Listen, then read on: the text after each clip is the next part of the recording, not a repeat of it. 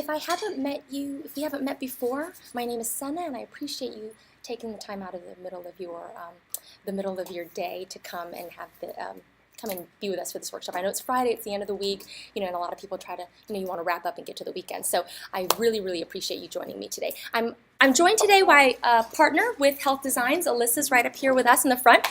So the topic of our presentation today is clearing up carb confusion. I really, really enjoy this topic because we have 3 macronutrients. We have our protein, fat, and our carbohydrates. And these 3 are sort of like, they're like long-standing frenemies that for the most part, they get along really, really well, and they all work for us. The only issue that they seem to have between each other is at any given time, one of them is usually the most popular of the 3, and then a lot of times one of them is sort of the odd man out. So which one of the macronutrients for the longest time, like in the 70s all the way up into the early 2000s, was the prom king? Protein? Which one was the favorite? Which one was the favorite for the longest time? Carbs. Carbs is all about low fat, right? Poor fat. It was all low fat. Low fat, no fat, fat free. And then what happened? So protein sort of was a sleeper and kind of did a coup on both of those other friends and rose to the top in popularity. It was all about protein in the early 2000s and on into, right? It was the Atkins, South Beach, things like that. And now, interestingly enough, while protein is still favorable and while carbs are still called the devil now, fats are increasing in popularity with now the growing popularity of the ketogenic diet. So I guess I'm going to come and sort of speak up a little bit for carbs. It's not perfect, but a little bit on behalf of carbohydrates. So why are we confused? What is it? Well, there's a lot of issues. One, there's some confusion over what exactly is considered a carbohydrate. We have the simple, complex. What's a simple one? What's a complex one? What's a fast versus slow? Which one's good? Which one's bad? Then we also have the added confusion of the food labeling standards. Whole grain versus whole wheat, cracked wheat, 7-grain, multigrain, things like that. What's considered a good source of fiber, excellent source of fiber? What type of fiber is better than the other? And then it doesn't help that we are also always in the United States getting information about the next new diet and the latest and greatest thing. But they call it a fad, but it's been around for a long time. Like, for example, the Atkins diet or the South Beach diet. Atkins has now sort of been replaced with what is called, like I said, the ketogenic diet. One thing also that's really gained a ton of popularity is this so-called gluten-free diet. Now, of course, gluten-free diet is very important for someone who has an allergy to gluten, such as celiac disease, which is about 2% of the population. Also important for people who have a general gluten intolerance. However, one bit of caution for someone who may fall into neither of those categories and can tolerate gluten, but believes that maybe a gluten-free diet is still superior. There are still a ton of carbohydrates in gluten-free diets, and not only that, a ton of simple carbohydrates in gluten-free diets. White sugar is technically gluten-free. White refined rice is technically gluten-free, and eating a lot of that will cause problems. The only things, a good way to narrow down what's gluten-free and what's not, the only things that have gluten in them naturally are wheat, barley, and rye. Simple as that. Anything else is naturally gluten-free unless it's been added through the processing system. Okay, so we'll play a little game here. Which foods contain carbs? You can say yay or nay. Skim milk, carbs? Yes. Rice, very, very good. Rice. Yes. Diet Cola? No. Nice. You're on it. Baked chicken? No. No. Sugar-free pudding? No. Turkey sandwich? Yes. Cottage cheese? Yes. Watermelon? Yes. Spaghetti? Mayonnaise? No. Usually no, unless it's been processed with some sort of a filler, like a potato flour or something like that. Cookies? Yes. Pork chops. Oh, wait, what about gluten-free cookies? Yes. Scrambled egg. Oh, ice cream. Yeah. Wait. Peas? Oh, yes. Fat-free yogurt, peanuts. Okay, which ones don't? We nailed down Diet Cola, usually mayonnaise, Meat. Eggs, yeah, or meat, the tuna and the pork, and then the eggs and peanuts. Everything else has carbohydrates in it. And someone mentioned before, the dairy, of course, is lactose, has lactose in it, and then of course fruit has fructose, and many of the grains, those are our source of straight glucose. Okay, so now what is a carbohydrate? What exactly is it? Literally, molecularly, it is just a carbon combined with a hydrogen and an oxygen. Carbohydrate, that's all it is, a threefold molecule. Now the circles here, they have some different types of starch, of different types of carbohydrates. We have our starches. They're starchy vegetables, like carrots are actually starchy, and potatoes, of course, are starchy. Then we've got our ones that have fiber, insoluble and soluble, so like our beans, legumes, the veggies, and then sugar. Glucose is the simplest form. So a good way that I can sort of make this general clarification, because I don't know, what's the base BMW model, the simplest vehicle, a 320, okay?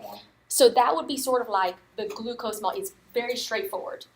What is the most complex, fanciest bells and whistles BMW that you have? I actually do want to know this just for my own. A 760. A 760. Okay, I'm going to talk about that in conversation with people like I know what I'm talking about. So a 760. Now I could be wrong on this.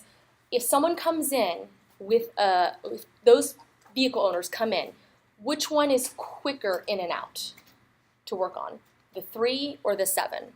3. The 3, right? So that's how we're going to kind of talk about our fast and slow carbohydrates. What is more complex? So you can think of the 3 series as the simple carbohydrate, straightforward, easy to break down, easy to get in there. And you can think of the 760 as that complex carbohydrate. It takes more time to work with, okay? So when we eat any food, really, of course, especially carbohydrates, but any food, what happens is, as we're eating now, what's going to happen to all the food that you're eating now is that it's going to be converted into glucose. Sorry you can't see this here, but the glucose then enters your bloodstream.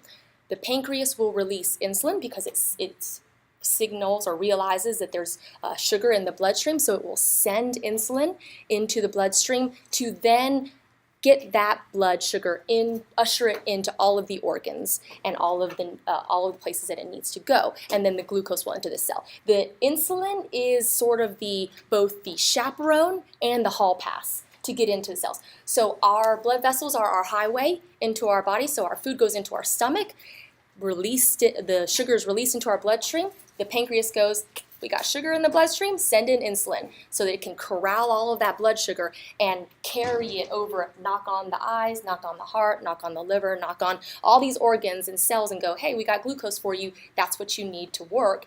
And the cells will accept that glucose. The thing about cells, though, is they don't overconsume. Cells need what they need for their nucleus and mitochondria and all of that to work, and then they shut off and they say, we're full. We don't need any more. So then if there's any left over in the bloodstream, that insulin's going, hey, do you need some sugar? Hey, do you need some sugar? And the cells are like, no, we're good. Insulin will then carry all of that blood sugar that's left over back to the liver and into the muscles to be stored as glycogen. And then any that's left over after that, it will send to the liver to be converted into triglycerides, and then they'll usher it into adipose cells. Adipose cells have no other function other than storage. So after the blood sugar has gone to all of the cells that want to use it for fuel, any that's left over that don't get excreted out will go to fat cells, which are perfectly happy to overeat. They can take on as many as they want, and if they end up getting too full, they just duplicate themselves and form new fat cells. Okay? So that is the process of that. So then, let me go back really quick. So this is the kicker. Number 1 is the kicker. What kind of food is being broken down? The simplicity versus the complexity. Because the mechanism, once they are broken down into glucose and get into your body, boom. So it's like when you have that complex 760. Once you strip it down to the things you need and the parts you need to get in there, it's pretty straightforward. It's simple. You work on it the same way maybe you would work on something else, but it's the level of complexity on the front end. Okay? So a fast carbohydrate versus a slow carbohydrate. Fast carbohydrates are basically the simple ones, the ones that have been refined, the ones that have been processed, the ones that have been stripped down to its already simple form, and the body doesn't have to work hard to break it apart. The complex ones are the ones that, like whole grains, whole wheat, like you think about rice. Rice as a whole is brown, and it is trapped in its bran and its hull. If you ingest a grain of rice that is whole, the body has to work very hard, actually expend energy in order to break it down into the refined glucose particle and then send it on its way.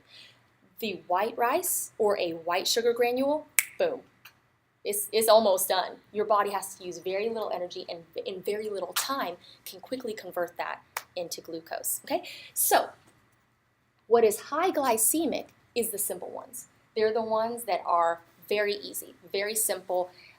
They will immediately go into your bloodstream and give you a blood sugar high. Low glycemic is like that brown rice. It will go much, much slower for you. Okay?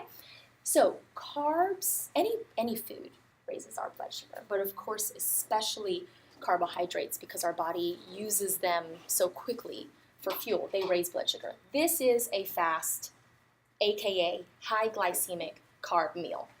In no time, it sends a flood of sugar into your bloodstream. Then, if there's a flood of sugar in your bloodstream, your pancreas will send out as much insulin as is needed. And so it will send out more because it senses more blood sugar. It will do its job very quickly, and then once it's like, okay, we got the blood sugar all taken care of, then the pancreas says, okay, we're done. We don't have to worry about it. But then that leaves your blood sugar with all the sugar cleaned out, and you get hungry again right away. Whereas when you have a slow one, right, it's sort of an extended release. Think of slow carbs, complex carbs, as extended release glucose versus a quick shot of glucose like the high glycemic ones. Okay? So slow carbs, like we said, are complex. They include grains with the fiber intact. The key is, if you're going to have carbs, make your body work for it a bit. Make sure it's time release, slow release. It'll work better for you, providing the energy for you because the insulin will be nice. It's sort of like a nice gradual trickle down effect, okay? Now, a little tip. If you happen to have a slow carb and you are like, well, I mean, like a piece of cake. I'm not saying never enjoy a fast carb, never enjoy a treat. A little tip on how you can maybe slow it down a little bit in your body is to consume it with a fat or protein. For example, that's why a lot of people now are recommending low fat dairy versus fat-free, because that will slow down that lactose release even more. So the dairy, like skim milk, it has protein in it, which will do a job of slowing down that lactose release. But if you have a low-fat milk, the fat will it will slow it down even a little bit more. Okay, so if you're going to have a fast carb, think about a good, healthy monounsaturated fat that you can eat with it to slow down the absorption, or a protein. A little word of caution, because I know ice cream is a big favorite. I mean, my husband loves ice cream. Ice cream has both high fat, and because it is a dairy, and a lot of times if they're dairy based, they have protein in them as well. However, the average half cup, which is about that, the average half cup serving of ice cream has about 20 grams of total sugar with the lactose and added sugar combined. So there's so much added sugar in ice cream. 20 grams is the equivalent of 5 teaspoons within a half a cup serving. It is primarily sugar. So protein and fat can only do so much, but it certainly does help. Okay? So when I have a chicken ice cream sandwich? No. It's better than just ice cream. Now, if it's fried chicken, then you've added on more of the carbohydrate. But you know this. So if you're gonna have ice cream, that's a good point. If you're gonna have ice cream, you mean mix it in? Yeah. On the side? Sure. But if you're gonna have ice cream, make your meal good. Make it that chicken meal, peanut butter sandwich or something, and then have your serving of ice cream. So that's a good point, actually. Okay, so we went over this. Just think extended release carbohydrates, okay? Poor blood sugar management, of course, leads to weight gain. I covered that in the beginning. The thing about it is when we give our body so much carbohydrate at one time, the pancreas puts in as much insulin as it can to clear it out. But the liver is the thing that leads to its conversion to fat. Our liver is not just for our carbohydrate conversion. Our liver is our major detoxer. I mean, it filters out everything that we ingest. Everything that enters our body, it has to filter out. So you think if we are constantly pouring carbohydrates on it, it's a good multitasker. But how can it do its other tasks when it's like, oh my goodness, carbohydrate, you're still here. Like, I'm still dealing with you. There's so much carbohydrate. I've got to do all this other work of detoxing this body, and it's still flooded with carbohydrates. That's what eventually leads to that fatty liver, because it just overwhelms it. And so many sugars get... Okay, so sugar and health.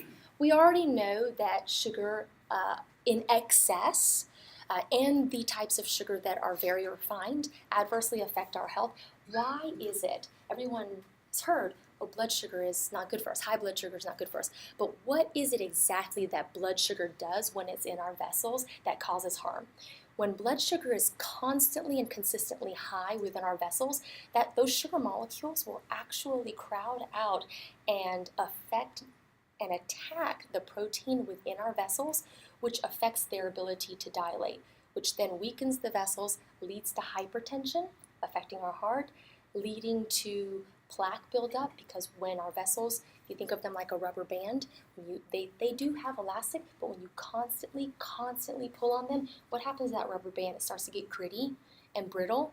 That's what ends up happening with a blood vessel that is chocked full of sugar all the time. Those vessels lose their elasticity, which makes them a nice rough surface for plaque to build up. So that's why diabetes and high blood sugar is so adversely, it's so damaging to us, not only for our heart, but you think about the eyes. Those are some of the first things to be affected because our vessels in our eyes are just that sensitive.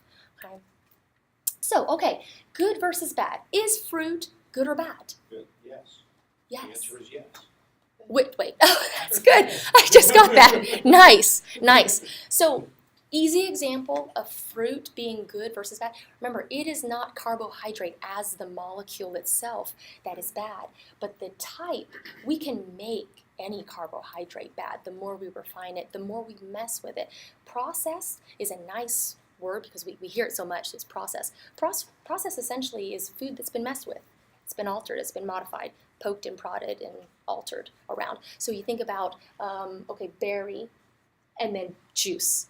All of it's been taken away. The fiber has been strained out.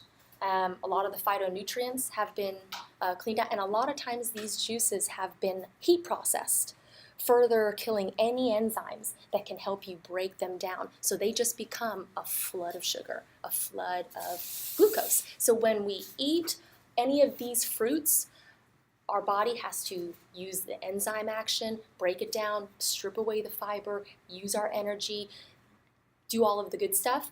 But when we do juice, which their juice in moderate amounts is fine, but just know that when you do juice, it's a quick shot. Literally, you're pouring it in.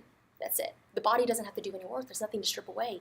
It's already been done on the front end through the processing company or the manufacturer of the juice. The juices that say no sugar added. Those are better. Those are definitely better. But again, it's isolating the fructose because they just took away the fiber. We always want to think in the mindset of slow release, extended release sugar. So olive fruit contains fructose. If you ever take away, even when at home juicing is fine. Just keep in mind that the fruits that are juiced contain way more of that quick sugar than like a vegetable that is juiced. And you want to do that, so you want to mix it. You know, if people do like a vegetable fruit juice. But if you do all fruit, oh my goodness, you'll go through 5 apples and you'll get like this much juice. You know, but you'll have 5 apples worth of fructose with no fiber at all. So making a smoothie is better than juicing. Actually, making a smoothie is fantastic because all that fiber is intact, and you've broken up the cell walls to allow a lot of those nutrients to be able to quickly enter the cell. But you will be hungry because your body didn't have to blend it up either. Because you blend it. Unless you add yogurt to it. Yes. Fat. See? Low-fat Or peanut yogurt. Or full-fat yogurt. Or peanut butter.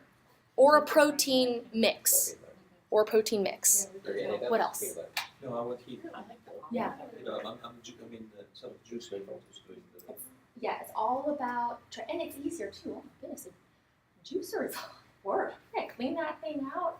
I mean, it's you buy so much, and then you throw all that good fiber. It gives you a lot of energy for about an hour. And what do you do with that hour? Leave your juicer. Yes, yes. But if you need a quick shot, that's why folks who have, for example, insulin resistant, type 1 or juvenile diabetes, and they have a constant, maybe an insulin pump, and they run low on sugar, they need juice. They need juice because it's that fast. So yeah, there's all kinds of ways that you can doctor up your fast carb to make it extended release for you. Okay? I had a quick question. Yeah, please. When I normally make a shake, like I do combine fruits and greens, are we saying that's a good thing? Oh, it's always a great thing. Always a great thing, phytonutrients. But also when you incorporate more vegetables, because vegetables are naturally almost across the board. Vegetables are lower glycemic, so they're always a slower carb than even the fruit. They're great to fill it in. So if you want to do a smoothie, you do maybe strawberry and strawberry banana, and then you add in your spinach, kale, blend it in. Because if you don't do the veg and you do all sugar, look at your blender cup and think about just how much that is. Fruit is fantastic though. It's certainly better than if you're going to do fruit and vegetable and you never do any vegetable. Of course, fruit is certainly better than nothing, but adding in the vegetable is all the better. Because also it adds an array of nutrients. What about V8? What do they do for you? V8, I would look at the ingredients. There can be lots of salt. They do have a lower sodium variety, but then a lot of times the lower sodium variety they will add. It doesn't taste good, or they may add maybe a different filler in it. But it's again better than nothing. If it's V8 juice versus no vegetables at all, better than nothing. But you may want to have it with a peanut butter or yogurt or something that will slow it down a little bit. What other questions? These are all very good. Okay, so a couple of just little tips, because I know that we may not always be able to do our produce, do a juice, or do a smoothie or something like that. Maybe you want to grab something that's quick, like what is that box again called? The Smart Box? Oh, Smart Box. Smart Box. You want something out of the Smart Box, and you want to take a look at the label and go, okay, what is this going to do for me? You always put great things in the Smart Box, so that's great to begin with. But maybe you want to know exactly, okay, what is in this so that I can plan the rest of my day. A couple of tips on the labels. One, look for 3 grams or more per serving, but a better rule of thumb is this. For every 10 grams of carbohydrate, you want there to be at least 1 gram of fiber. So if it has 30 grams of carbohydrate, you want there to be at least 3 grams of fiber in there. Because remember, fiber is the slowing down of it. It's going to keep it from going up so quick, or spiking your blood sugar. Of course, you want to look for the lowest sugar added. Like you mentioned, the V8 juice, you want to get the one that's lower sugar. It won't taste as good, to be honest. It won't taste as good as the regular V8 that has the salt in it, but it is better for you. And then ingredients. Many people know this now, but all labels are required to list their ingredients in order. So you want the whole grain to be at the top of the list. If it says refined grains first, that means they've probably refined it a lot and then tossed in maybe a little bit of whole grains so that they can put on their label that it was made with whole grains. Made with whole grains is a fantastic marketing tactic. It does not mean it's whole grain at all. The only thing that's whole grain is when they say 100% whole grain or whole wheat. So then also, I've mentioned this before in some of the past workshops, you definitely want to watch for added sugars in any form. And marketing companies have become absolutely brilliant. They earn every dollar that they make in the way that they hide sugars in the labels. They'll call it honey. They'll call it syrup. They'll call it refiner's sweetener. They'll call it by many, many different names. They'll even call it, it may even be organic. Organic refined sugar is still just, it'll still have the same blood sugar effect on you. Do stevia, some of those kind of sugars. Stevia is a natural sugar. Yeah, you do want to be mindful of the artificial sugars like sucralose, aspartame, those that are chemically derived. So far, and stevia is relatively new, but so far the research has shown that stevia has favorable glycemic effect. And it is still considered a naturally derived sweetener. Another naturally derived low glycemic sweetener is agave nectar. Honey is a popular item in health foods or really any food, but always keep in mind that if honey's in it, it's not the beekeeper's honey from down the street. It is manufactured honey, more than likely manufactured overseas and heat processed to the point where there are no nutrients in them whatsoever, and they're just basically a sugar syrup. So the agave is much more lower glycemic. It is than lower honey. glycemic. Yeah. Yes, it doesn't cause as nearly as much spike as, for example, a refined sugar. Also, whole, not refined, but coconut palm sugar has been shown to be a low glycemic. The only thing to be mindful of is while stevia is low glycemic, technically coconut palm sugar is low glycemic, monk fruit extract is low glycemic, also the agave nectar, the amount that they put in there can override the glycemic index of that product. And just so you know, on the vending machines, you can't click on any of the items in there, and it will give you the nutritional label on the little screen Nice, prior to before you buying buy. it. Nice. That's really cool. Really cool. So, yeah, 10 grams for every 1 gram of fiber. And then, of course, watch the ingredient list. Okay? So the bottom line, of course, is get the majority of your carbohydrates from whole foods. The legumes, the grains, and whole grains. Sometimes people ask, well, the difference between whole grains, whole wheat. Wheat is just another grain. There's oat, there's millet, there's amaranth, there's arrowroot, there's buckwheat, which ironically, buckwheat is gluten-free. It's just called buckwheat. Many different flours other than grains than wheat. Whole grain rice. Rice is a grain, but keep in mind you want to look for whole grain rice or brown rice. If it just says rice flour, it is refined. So a gluten-free something that says rice flour, it is refined. A potato flour, it is refined. So those are just some things to look out for, okay? And then limit those processed, refined, high glycemic sources. And then choose slow carbs, not no carbs. It is not, our bodies do need carbohydrates. Our bodies really, they do need them. We just want to think of it as the extended release type, okay? We just want to give our body something to work with, okay? So the last little bit, extra credit, I guess, is eat regularly to control carb cravings. If you start your day without breakfast, or if you skip meals, that is courting carb cravings. Because our bodies technically begin to go into a fasting mode after 4 hours, the longer we go past that without eating, the more our bodies will release ghrelin into our bloodstream, which causes us to crave carbohydrates. If you find yourself very hungry, what will you crave more than anything? Unless you have a specific craving for like a burger or something like that. More often than not, if you're hungry from skipping meals, you will likely crave carbohydrates because our body knows, our brain knows how it can get that quick shot of energy, and carbohydrates will do it before protein and fat ever will. So that's one thing to keep in mind. Don't skip your meals. And then the other thing is, of course, exercising. Exercise is the #1 insulin sensitizer. It keeps our body attuned to metabolizing sugars properly.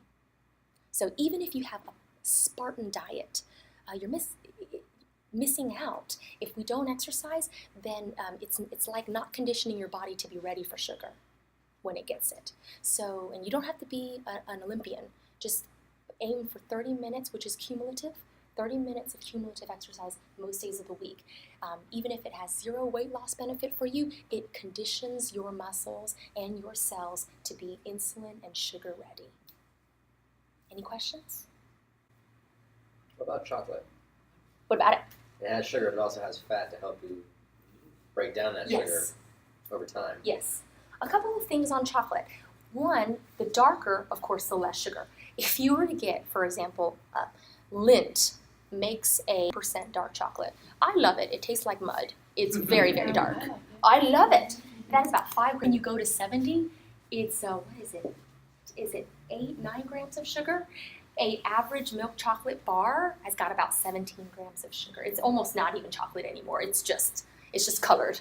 It's just a colorful sugar bar. It's acquired taste too.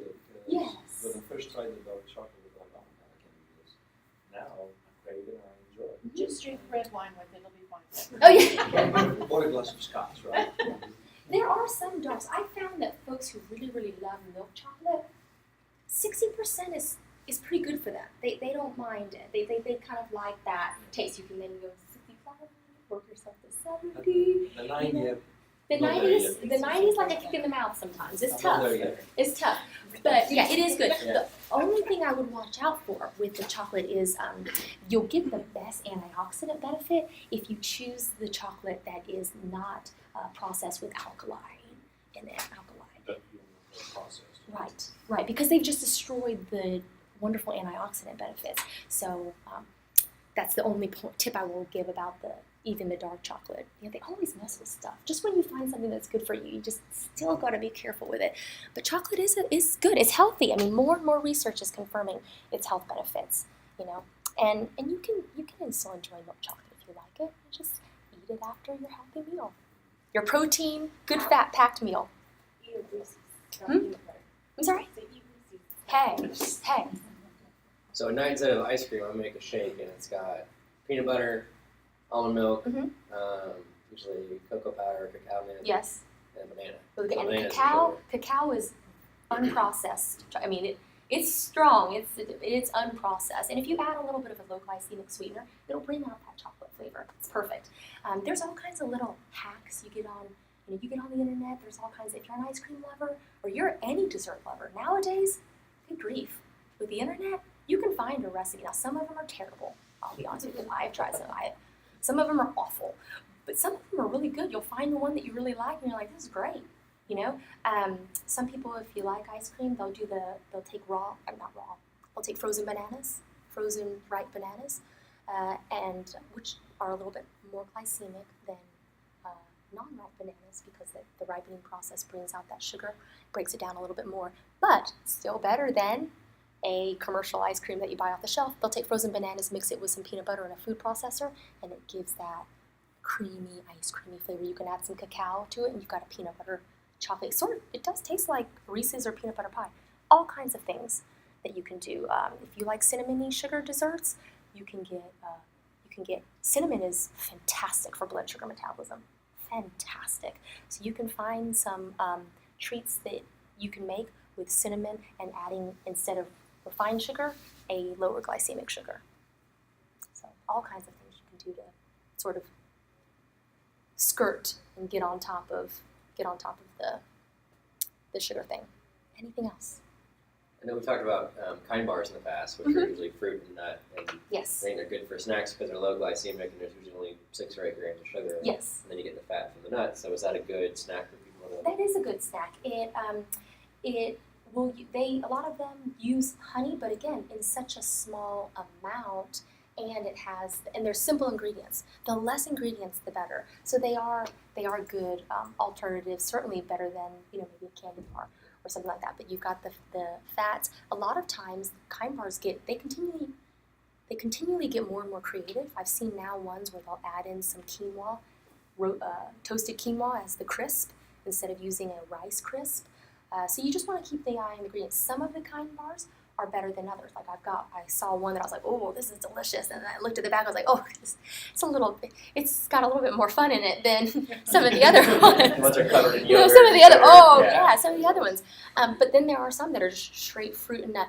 And then dried fruit, you want to be careful of because a lot of times the dried fruit will have added sugar. If you look at I have had the hardest time. I love cranberries. I cannot find craisins that have no added sugar. Well, because dried cranberries, I've made them myself.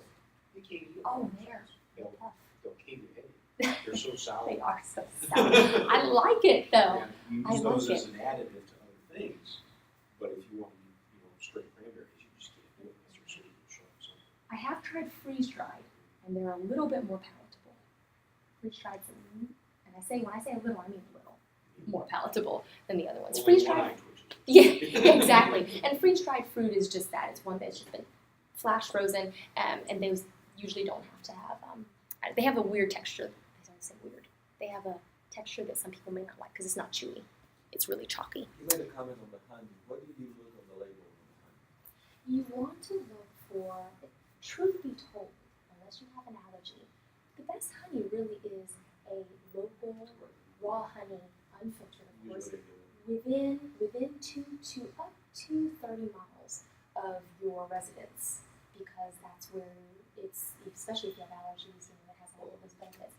But any local honey, and it doesn't, the 30-mile radius is just beneficial for those who have allergies and have pollen issues. But any local raw unfiltered honey will have those natural enzymes and those natural nutrients in them. The honey off the shelf down the jam aisle, down the peanut butter and jam aisle, when you look at the label, most of those honeys have been manufactured, when I say over the seas, most of them have been manufactured in far overseas countries. And in order to survive the supply and transport process, they have to heat process them. First of all, that honey hasn't been made even in a beehive overseas. It's been made in a factory overseas. And then in order for that honey to not spoil while it's being shipped overseas and stored, because a lot of our food product is stored in warehouses for weeks and months at a time before they even hit our shelves. So in order for it to survive, they will heat process it to a point where the shelf life is certainly very long, but there's no nutrient. If you want to get good honey, get the farmer's market. Yes. Down You get a off good the variety. stock exchange. You usually bring honey from the farms in Greece, but also too, I haven't watched the labels a lot too, and usually Canadians have decent honey. We have here in the US decent honey, but you have to watch the label, that's why I asked. And like what he said, farmers, because actual beekeeping is such a fickle business, they can't mess around. It has to be perfect. So the honey that is produced, the bees won't produce, and the hives won't produce unless the process is perfect. And so the honey that is coming is very pure and healthy for you. A tablespoon a day of honey is perfectly fine, perfectly. Now the body, of course, can process it very quickly, but it also has, when something's got such great health benefits, it's fine. Now I love honey so much I could drink it by the cupful, and that's not healthy. But again, type an amount. Any others? Aren't they trying to tweak the nutritional label so it actually give you a daily value for sugar? And right now it doesn't give you that number. Yes. People go on the carb number, but then they see the sugars and they just ignore it. The sugar companies, though, have lobbyists. So the sugar industry is unbelievably strong, and so they fight that all the time. If you ever keep up with them, they will fight that. If that's made, you should have seen how long it took to get trans fats put on labels. It took years. I was in college and they still hadn't had trans fat. I haven't been in college for a long time. And it finally made it onto labels. And not only made it onto labels, where they included the hydrogenated and partially hydrogenated information on there. It may be a while. I like to know where the food came from. I'm sorry? I like to know where the ingredients of the food came from. Yeah. Wouldn't that be nice? If you can't pronounce it, it's probably not a good idea. Yeah, a lot of time, if you can't pronounce it, it's been made in a lab. But, why would companies even refine sugar? Because technically cane syrup is sweet. We get all sugar. The original source of sugar is cane syrup. And technically cane syrup is sweet. If you bite a piece of cane and you chew on it, it's delicious. But why would they mess with it to the degree they have? Is because refined sugar is all the sweeter. And all the sweeter refined sugar brings all the pleasure and all the addiction. A good part of food processing has to do with shelf stability. Yes. It goes back to your warehousing issue. Mhm.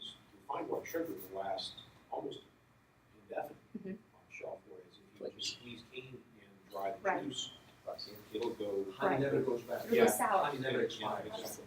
It'll start to crystallize, but it Yeah, won't but go you back. just boil But it. again, that's back to the issue why they won't use local honey in a lot of processed things, because it will mess up the shelf stability. So they'll refine it. How about supplement It could fiber? be a banana. It's great.